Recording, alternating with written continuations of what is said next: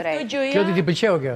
Dëgjoj, e di pse më pëlqeu. Njeriut me shpirtin e tij, në çfarë do lloj Plot, se jemi në penallti. I them njëre vetëm kaq. Po. Nëse vezën e thyn jashtë, e skuq e ha, kaq. Por kur veza thyhet nga brenda, çka ndodh? Del zogu. Vjen jashtë një jetë. Pra njëta gjë dhe kjo, nëse ti e lind nga brenda dashurinë për veten tënde, motivimin për veten tënde, kujdesin për veten tënde, automatikisht je aq i fortë, ke kaq shumë për të dhënë edhe tek të tjerët. Okej. Kjo ishte penalltia jote apo tjetër? Okej. Albana?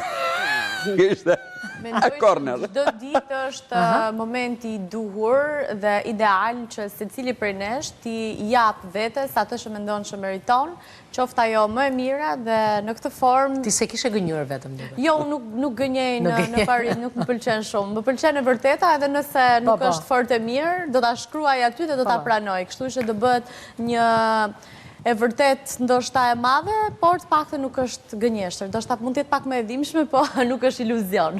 Okej. Sotir?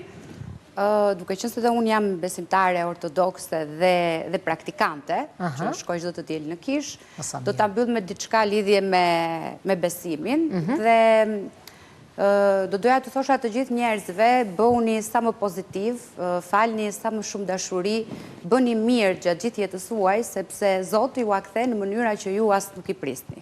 Bravo, shumë e vërtet. Penalltia Klod, shumë i fortë si mesazh. Unë them gjithmonë që është egoizëm pozitiv të vesh veten tënde në radh parë, të kujdesesh për veten tënde dhe pastaj për njerëzit që ke përreth. Sa nga 1/3 e baklavas shembull i mirë në momentin sa nga 1/3 apo e pas kam